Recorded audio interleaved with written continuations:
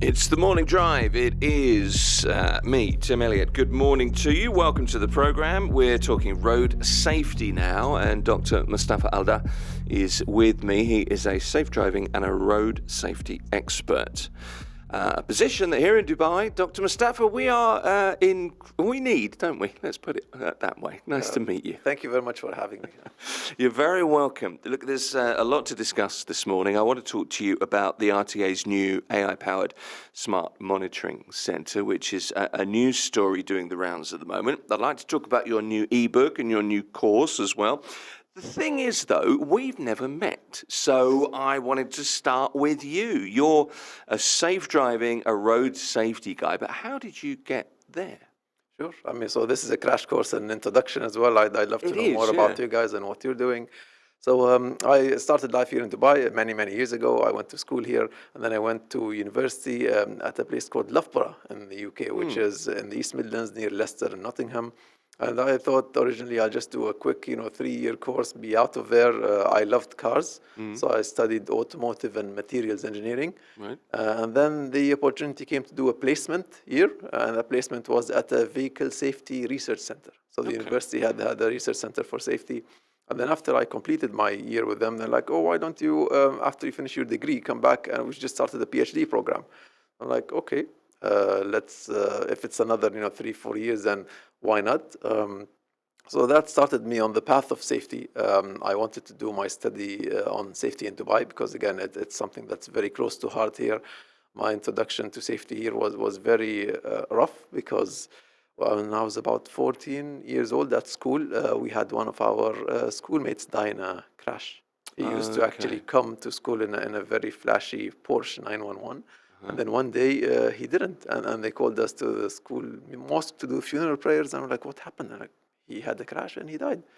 So from an early age, we've been touched, and as most Emirati families have been touched by tragedies here, and it's sad to see the same thing going on and on and on. So it's like it's time that we put a stop to this, and there's a lot that we can teach, newcomers to the driving scene. A driving school teaches you how to operate the car, basically, but there's a lot to learn from experience. So I want to really condense that experience. I don't want them to have the 25-year career that I've had with crash investigations and with working with the police and universities and so on to actually become a safe driver. So I want to condense that to, a short course, an ebook, and I've been going around schools as well, hopefully universities soon, to talk to new drivers as well. So I'm on a mission. And as you can see, the roads here are becoming a little more challenging nowadays, especially with lots of the tourism going on, lots of the economic activity picking up. So we were having to look at new ways of doing things. Well, we are. The topics of conversation in Dubai at the moment are always, sun, the glamour, the luxury. Then it is real estate. And then, of course, the big topic is always what on earth's going on with the roads? Because, we have this situation, don't we, where we've just hit 4 million people in Abu Dhabi and Dubai. There's a huge influx of people and the roads can't cope. So it is a catch-up time. And you can see where the issues are. And it's very difficult. And the government, I think, do a pretty good job in, the catch-up process and keeping the roads clear. The roads in general are pretty good. But you've got all these people from all these different countries, some very powerful vehicles on the road. And, unfortunately, that means we do have issues. And we also have the lifestyle. I think we've all been brought up kind of here getting used to the personal vehicle thing. We depend on our car and we expect to pull up to Spinneys and park right in front and have a parking spot waiting for us at school. And then, It's a car country. It's a car city, Dubai in particular. So that's a big shift, asking people to change their habits change. Fortunately, Corona came in and it changed the remote working environment, kind of, turned it on its head. It kind of forced everyone to go on Zoom and Teams and made all the previously, jobs that were thought to be not possible to do remotely were suddenly now possible to do remotely. So I think there's scope for reducing the demand for transport right now. I've suggested this before. To the, for instance, to government departments, because like in the UAE, we've got places where we've got locations where Emiratis tend to concentrate, like Nad al-Shiba, Khawanij, and so on. And what if we had like a government service center, hot desking in a place exactly near to where those people live? because then you wouldn't need people to travel 20, 30, 40 kilometers to get to the workplace only to access a computer and internet connection. You know, you could have those things right next to the neighborhoods. That way you wouldn't need to go more than 2 or 3 kilometers to work every day, and that would remove some of the traffic off. But I think, I mean, this is just, this has not been scientifically, accounted, but I really think 90% or so of the traffic on the roads in Dubai is due to work reasons and not for personal reasons. So we need to really look at how businesses are using the roads and why these trips are happening and where they're going and so on, and optimize that, because I think most of the people drive, like say, they drive a work car and for work. So we need to, or we could look more into that Do you know, you're right, and it is very much that. But I noticed a few weeks ago when the schools were on half term, I come from just outside Sustainable City area, Arabian Ranches area, to here. We're at the Art of Living Mall. We're on Scheme Street, just across Al Khail Road. So in theory, it's a 15-minute journey. And during half term, there was no school traffic. This morning, it's a 35-minute journey to work, and it's reasonably clear. But there are the bottlenecks. But it is very much to do with these particular times of the day. We've talked about school buses in the past. We've talked about ride-sharing options. We talk about public transport. We talk about all these different ways of connecting. But the simple fact is, and you've said it, we like our cars. We like our chariot, don't we? Yes, we've been doing it for a long time. We look at the U.S. The U.S. economy, I think, is very much entrenched with the car, and they've designed their cities that way. So we're fortunate here that we can, I guess, change much quicker than other places can. And we've got massive investments going on with the metro, with other forms of transport, with the aerial taxi and so on. So I think we're going to see a lot more changes, but at the same time, I think it can't be just the government alone. People also have to take their part in being willing to look at different ways of doing things and putting suggestions forward, because I've seen what it's like. I've worn the hat of a government worker before. I worked for 6 years in Dubai government in different capacities, and you can't, solutions need to, I think, come from all over the place.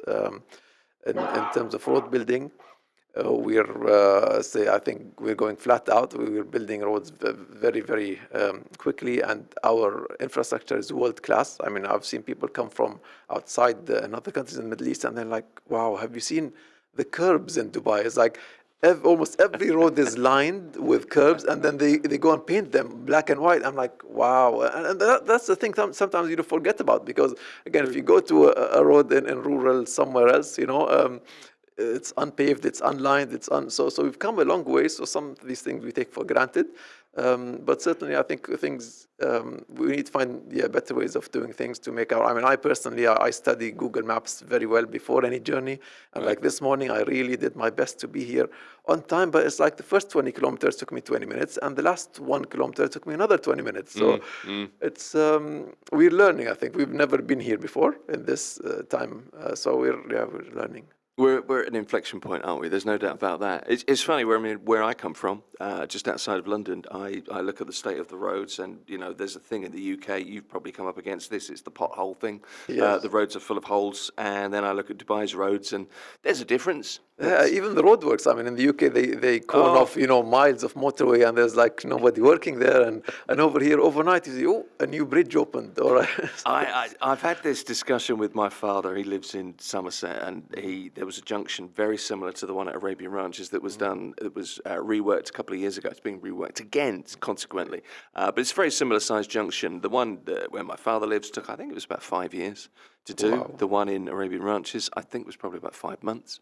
There is a huge difference. There's, economic sustainability there as well, I suppose, to think about. Let's talk. I wanted to talk to you about a news story that is doing the rounds at the moment, and I think this is quite an important development. But this is an RTA AI-powered smart monitoring centre. And the thing about this story is the number of violations that they have captured in the first half of this year alone. So 29,000 violations. It is aimed at the luxury car drivers, the taxi drivers of the city.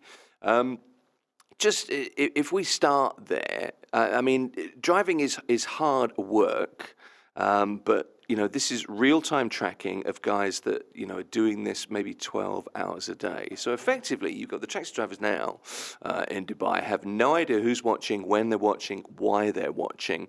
But it seems to me that in catching, guys cutting in junctions and using the phone when they shouldn't, it's been a pretty successful thing so far. Yes, I mean, we're one of the first places, I think, to have like 3 cameras inside every taxi and Uber and Kareem, limousine as well. Yeah. So I think now they're just getting to maybe use that footage in a more useful way. So we've had the coverage for quite a while.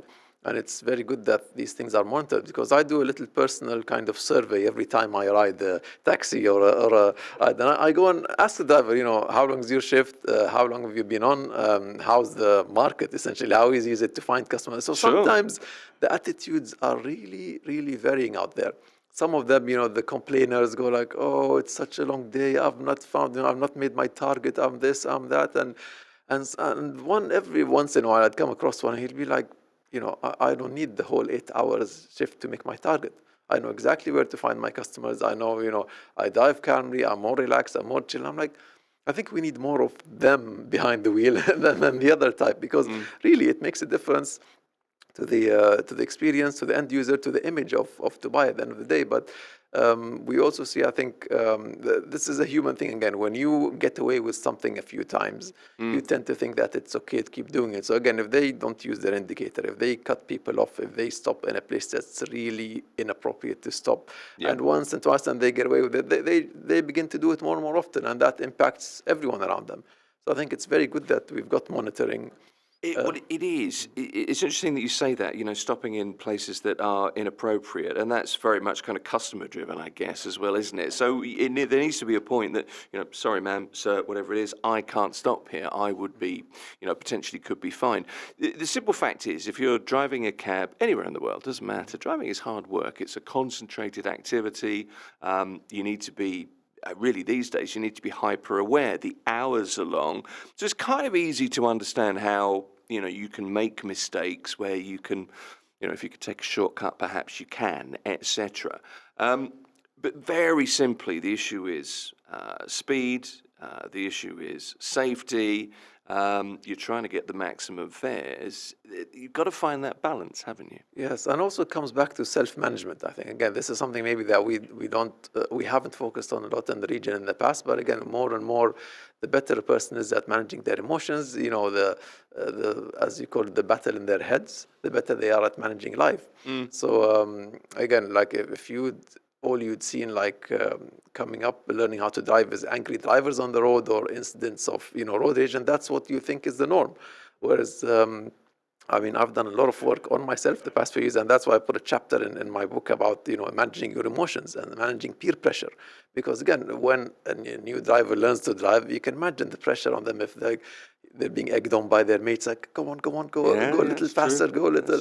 So you need someone ideally to be able to manage all these things. And I think professional drivers who do this for a living are a prime candidate for being, I think, test subjects. If we can subject them to, like, say, a program where we can actually teach them how to manage their emotions, manage their stress, so that at the end of the 8 or 12-hour shift, they're not actually burnt out, they're not unsafe, because that's what happens. I've seen a lot of interviews, because again, I've gone through hundreds or maybe thousands of cases of crashes, both in Dubai and in the UK.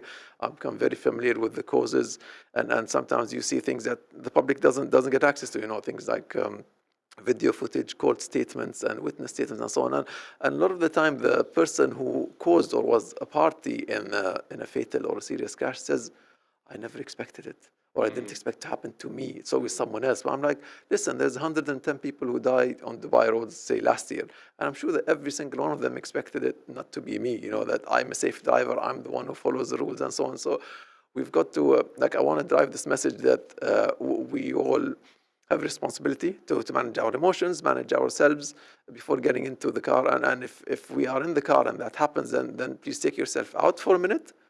Do you know, it's interesting you say that, because I remember talking to lots of people in, traffic safety, road safety over the years in this job, and you're echoing many of the things that they say. And one of the things that has always stuck with me is a piece of advice that somebody texted into a radio station I was working at and said, what's the best piece of advice for driving and for being safe on the roads? And the expert said, look, think of driving as an activity.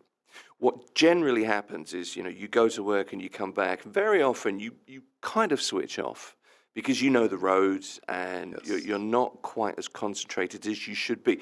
So the advice was, think of it as an activity. Think of it as something that you should be concentrating on. It's very important. Try not to switch off. And I kind of thought, yeah, that sounds good. And then I thought about it. And actually, you see that a great deal. People are on their commute, whether it's 10 minutes, whether it's an hour, and it's on the phone and, drinking the coffee and talking to friends and, and listening and singing along and stuff like that. And it's not concentrating on the issue there. Yes, they don't take it seriously. I mean, which is Exactly really that. strange because it's only when people are touched personally, in some cases by these things that they begin to take it. I mean, if you look in the US, there's an organization called MADD, Mothers Against Drunk Driving. And that organization was set up by a mother who had her teenage, son or daughter die from a car crash, and she wanted to do something about it. So it's a lot of the time it's the families. So I'm working on a project again with the police and the local newspaper to try and get these cases out, because I'm like, if every week we see a highlight of, let's say, the fatality of the week, what's happened this week, it's a constant reminder to people that, hey, yes, we have some of the safest roads in the world, because right now, in terms of official figures, we've got a thing called the fatality rate, which is number of deaths per 100,000. And in Dubai, we've got the best rate, hands down, even compared to Germany, UK, Sweden. We've really gone, like 1,000% improvement since the last 20 years, but it's still 100 or 110 people a year, which is about 2 people a week. So that's still, every death is a death too many. So we want to bring it to people that this is still happening, and what you think is acceptable, whether playing with your phone or getting distracted by your audience or by your passengers or whatever, is actually removing from your mental or cognitive ability, because we've got this myth about multitasking. We really think that we can do it. Maybe when you're doodling on the phone, while on the phone with someone, maybe you can doodle on a piece of paper, but on the road, your brain really needs to be 100% focused on the driving task. As soon as you introduce something else, the amount of focus that's removed from the driving task is critical. Yeah. So we've had studies that have shown that I think mobile phone use looks the same as a drunk person, someone impaired by alcohol, when they actually compare their performance. So it's really it's a nuanced thing, but again, it's a real waste of life. I think for people to die in this way in this day and age, when we've had motor cars for 150 years, and we have so many advanced airbags and systems. I mean, the cars have become very safe right now, but it's still the person behind the wheel, unless they also they're still driven by humans, and we are fallible. So I mean, the initiatives that we see, and there are many, and we could talk about many, but let's just take this AI powered the RTA monitoring center. Things like this are really important because it all contributes to being able to identify trends, areas where drivers are perhaps repeat offending, taking shortcuts, etc. So to try to diffuse potential issues, traffic hotspots, again, it's another boost for road safety. These are all contributing factors to making things better. Yes, and it's amazing how much the RTA and the government of Dubai have spent on this. I mean, the RTA have a command and control center, which they've built very recently. And again, that cost a lot of money. We're talking almost 9 figures. And I think this is all being used nowadays. So machine vision has come a long way, in the last maybe 10 or 15, especially in driving the cost down. So now we can use cameras, or at least feeds from cameras, to detect things like wearing a seatbelt, like a distraction, like, are your eyes on the road or somewhere else? So I think the RTA are using all these, new technologies to make it a little more automated to detect these things, because they've had inspectors for a long, long time. They had manual inspectors for almost everything for a long time. So it's nice to see that this is now maybe reducing the amount of human hours that go in, and instead we're giving it out to AI. But there's always also the human check afterwards. I think that there's always a double checking and triple checking, and they've got the footage for everything on there, so you can always check manually. And it's also very efficient, and it's also, from a consumer perspective, it's really good, because like I've had instances where a certain taxi driver, for instance, has acted in a certain way, and I call up the 800-9090 number of the RTA, and within 24 hours, they bring the footage in, they do an investigation, they give you the result of that investigation. So it's really nice to see the system works in a way, especially when it's under pressure, because I think now we've got more than 10,000 taxi cabs, and the professional drivers, the limo drivers, Kareem, Uber, I think, again, their numbers have gone up and up.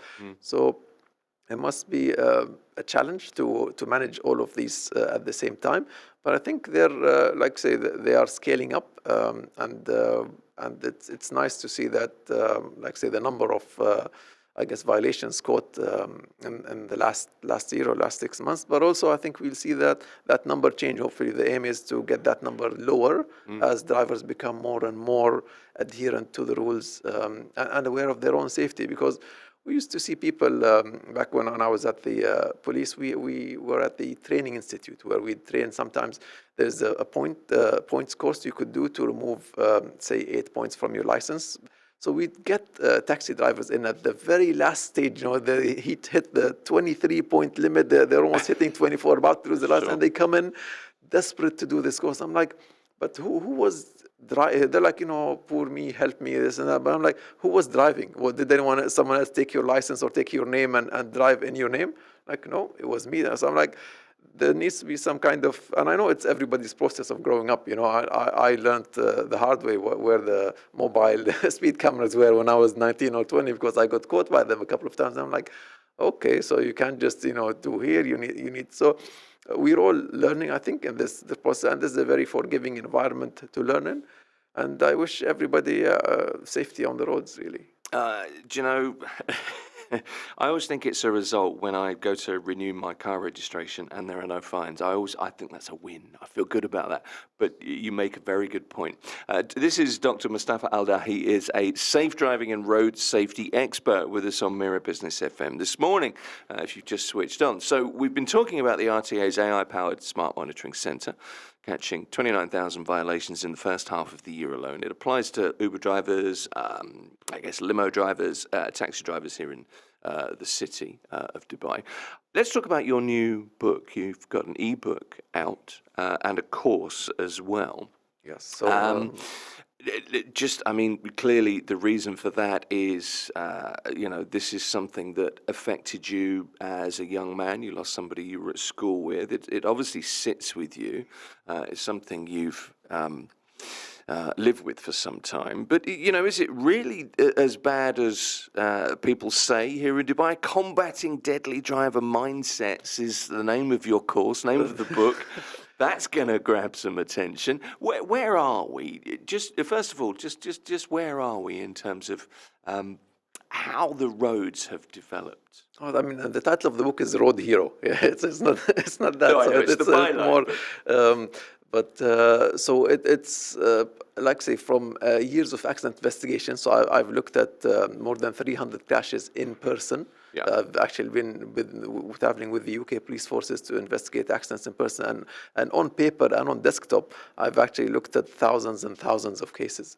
So it's when you see the same patterns running over and over, so people don't think that, not using an indicator could cause a lethal crash, or not leaving a safe distance could cause a lethal crash. So it's actually the small things that people overlook that have a lasting effect on life. And again, the thing is, it's a huge impact on society. Why? I should again explain this to your viewers and listeners. So let's say we've got 110 fatalities a year. The number of injuries normally is around 10 times that. So let's say we have around 1,000 injuries. And for every injured person, there's a family behind them. It's not just an individual thing. It's actually, the impact of the breadwinner. If they are the breadwinner of the family, gets there. Sometimes there's the exorbitant medical costs. Again, insurance doesn't always cover everything. So it's you're talking about tens of thousands of people being affected every year by something that's totally avoidable, by something like wearing a seatbelt or using your indicator or leaving a safe distance. So it's a real tragedy that this, everything else that's been on a pandemic scale, whether it's polio or, different diseases around the world, have been eradicated because of the scale of impact they have on humanity. But we don't look at road deaths in the same way. And I really think they should be. Well, we don't. But I mean, what do you do about that? How do you eradicate this belief that, I'm exempt from risk? Because, as you said, people say they don't expect it's going to happen to them. Yes. So awareness is really, really key, and making it a habit. So the brain builds neural networks. That when you do something so often, like you come through the same way every day to work, your brain has a certain neural network for that way. So it becomes subconscious. You don't need to actively be building new connections and so on. So in a way, we want to make that also their daily drive, and not the way they drive. So if you get into the car and then you think to yourself, okay, I'm gonna follow. I mean, initially people might think that using the indicator every single time and is a little tiring. But believe me, once you've done it, you systemize it. It's like checking over your shoulder, checking your blind spot.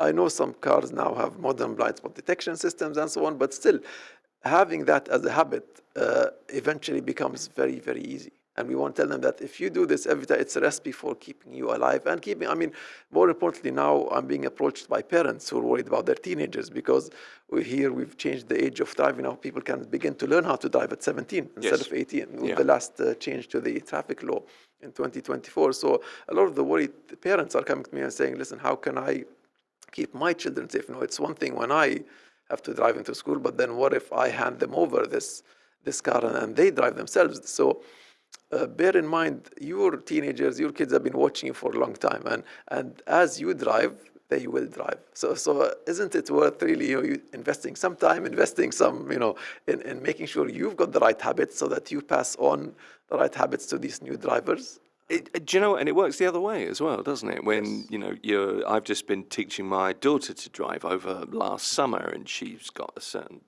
some of the way down through the course. But, I would be with her and, she's in the car, I'm taking her to the school, and I'm saying, you do this and you do that. And then she would say, well, no, actually, Dad, we're taught to do this way. So it definitely does work from the other side.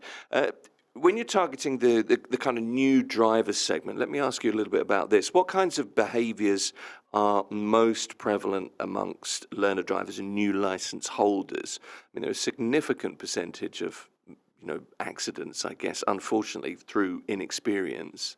Or if that is the case, correct me if I'm wrong. And how does your resource, your ebook, your course address new drivers, the inexperienced drivers? All right, so data right here, we're still, I think, developing in terms of getting the data for actually young and novice drivers. So I can't say I've looked at all that, but generally speaking, is that just anecdotal then, really?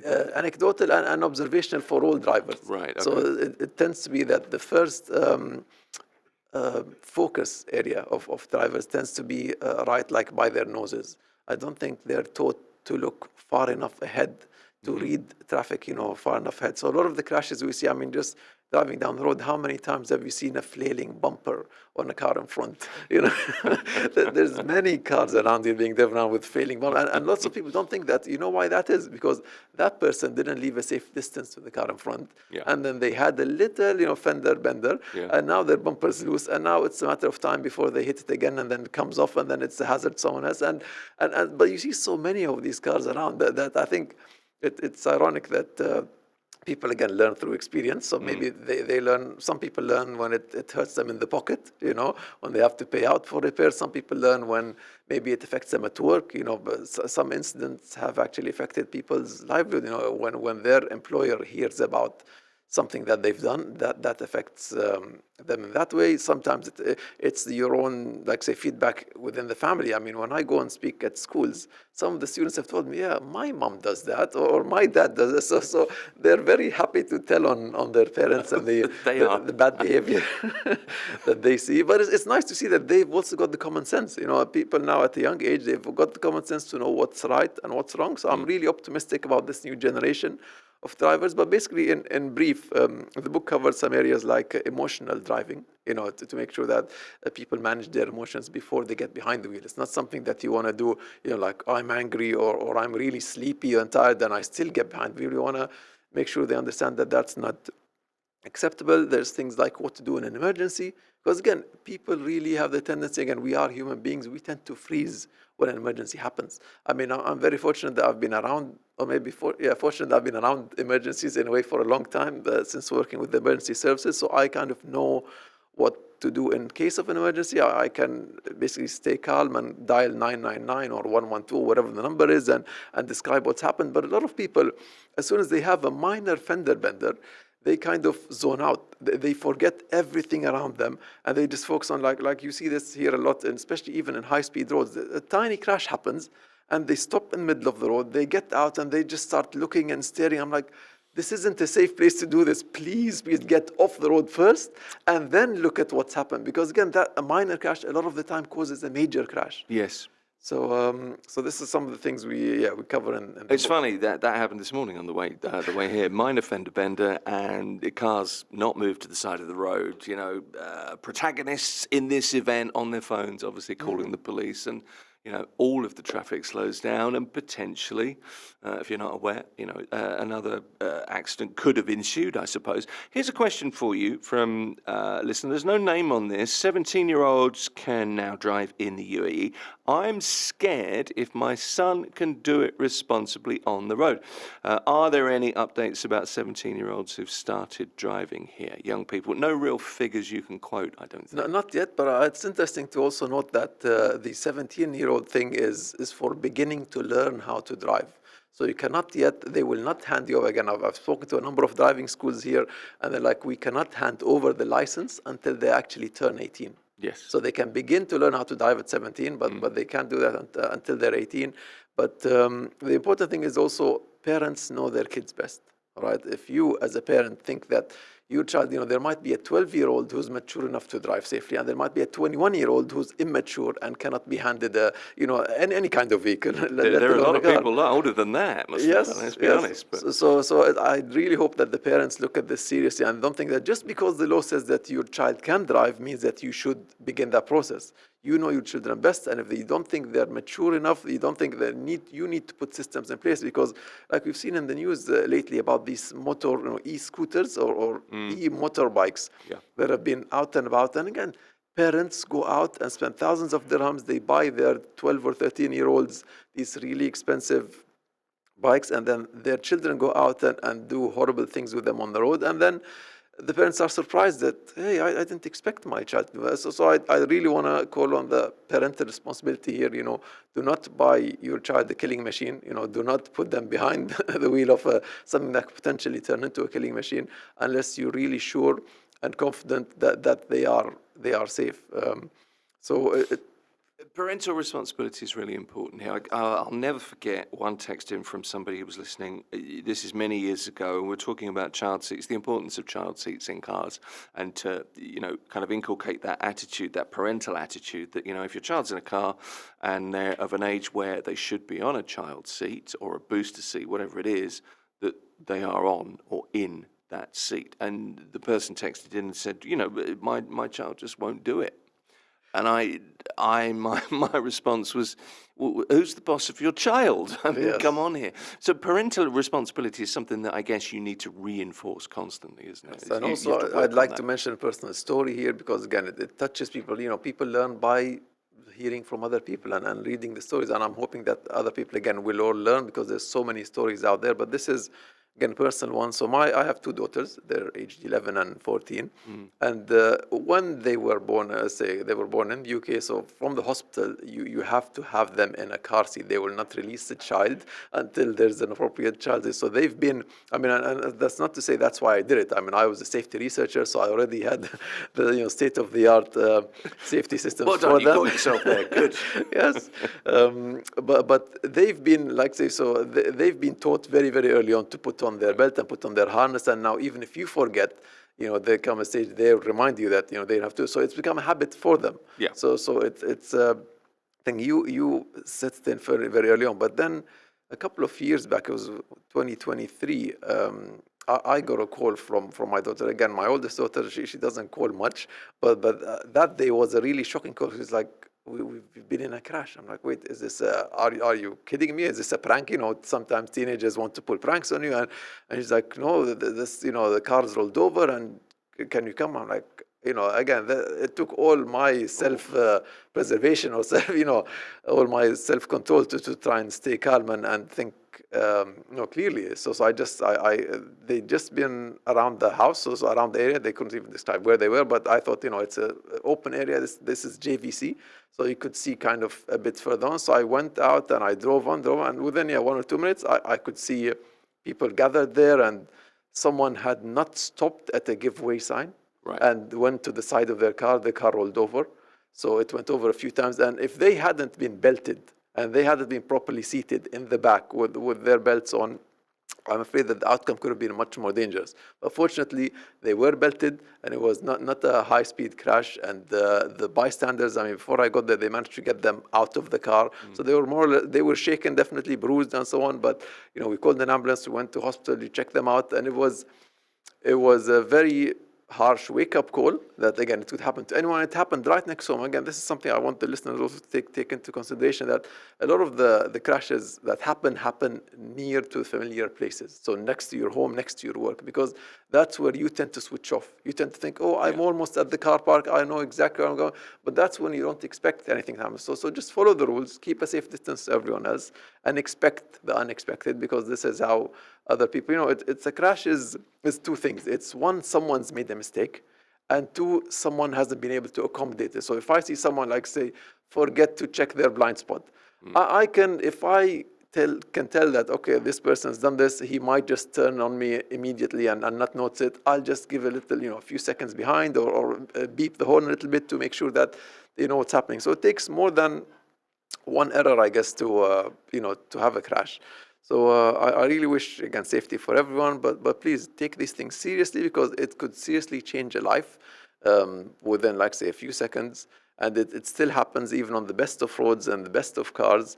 And it's totally avoidable. Let's not waste resources on something like this. From your research, what are the main recurring kind of behavioral violations that lead to the most injury, the most fatalities on the roads here in Dubai? What have you seen? What have you recorded? So I began this research back in 2005, 2006. So this is about 20 years back. 20 years and back then, we had one of the top reasons was inconsiderate driving, or basically something they call lack of consideration to other road users, which is a very broad term. I know it. But we all know exactly what you mean, because Yes. it's those people that drive as though they're the only person in the Yes, world. they go and cut off everyone, and join at the front of the queue as if, but why are you beeping at me? What about? I'm more important than you. There's maybe a lack of self-awareness, or the issue that it's on us what we make important. If we think that getting to work at 2 minutes earlier is more important than somebody else's life, or I think these adjustments need to be made. But going back to the causes, so we've seen the top recurring causes. They're kind of more or less the same. They just switch a little in the positions. But we've always seen not leaving a safe distance, not using a seatbelt, which is, again, shocking. Crossing from places that aren't allowed to cross. Again, this is, if you remember back in the day when the highways were being built, like the 311, the 611, we didn't have fences along these highways. We had sometimes construction sites from one place to the next. So people would go across a 6-lane highway expecting to again, so we've had trends change. So now we have less and less pedestrian fatalities, less people dying outside cars, but sadly, the number of people dying on e-scooters has gone up, and this is really, tragic. Statistically, that makes sense. There are more e-scooters around, more people have them. It's going to lead to more casualties, unfortunately. Yes, and until, again, the e-scooter users, I guess, catch up to the idea that, hey, actually, this isn't just a toy to get to work. This is actually something where I could lose my... This is 25 kilometers an hour. It's not, it goes much faster. Well, exactly. And we've seen those figures. I think last year it was 13 fatalities on e-scooters, and this year up to maybe the first 6 months, I think it was 5 fatalities. So again, that's a lot of people, and some of them are below the age of 16 and 15. We're talking, the other day in Sharjah, we had, I think, a child of 11 or 10 die on an e-scooter. So that's really again, it's a harsh wake-up call for parents, but I want to tell them that this is happening to real people and the real families who are just like you and me. So please don't think that you're exempt from the rules or from the law. You've got to take Well, responsibility. that's a really good point, isn't it? It's and it goes back to the original statement that you made that I didn't expect it, but this happens to people. It could happen to you. Unfortunately, it's not happening to others. That's not the way to look at it, is it? Yes, yes. I mean, I've seen so many witness statements, and you'd be shocked by the things you read, the tragic things you read. I mean, people, believe me, you never ever want to be a part of taking somebody else's life, because that changes you forever. And I've seen, let's say, how people act, how people. It's I mean, aside from the judicial process, if we start talking about the courts and what happens after an injury or a fatality, and that's a really complicated, really lengthy, really. I mean, I've been to the forensics and pathology department in Dubai Police, where the people have to kind of get their reports for insurance. It's got to be a government report for your insurance company to pay off claims for, say, a broken hand or leg or anything. And believe me, you don't want to get into that system. Just you might see it as very minor. I mean, we had on another radio station, we had a mom whose son was injured rollerblading in Jumeirah Beach because he was hit by another youth who was driving one of these e-scooters, e-bikes. So again, in that case, she had the resources, to take her son to hospital and have him checked out, and he had some internal injuries, but he's gotten better and he's fine now. But the thing is, really, you're opening yourself up to a potential, like say, disaster here by not following very, very simple rules. I mean, the thing we maybe in the UK, they used to teach us the 2-second rule. About following, leave at least 2 seconds between you and the car in front of you passing whatever fixed object by the side of the road. I think this one little thing, if people just start taking more seriously here. I mean, when you drive along, over here, how many people do you see really leaving a safe distance? Well, I was going to ask you about safe distance again, because the problem with safe distance here is if you leave safe distance, this is a familiar complaint, I would think, is somebody will jump into it. Yes. Because it's an overtaking opportunity. Yeah, and then it gets on your nerves. And then you get, again, I've been through this personally. I've had to manage how I react to things. I'm like, yeah, Mustafa, but the reality of the thing is you are getting yourself worked up over something that you have no control over. So what I do have control over is my emotions and my reaction.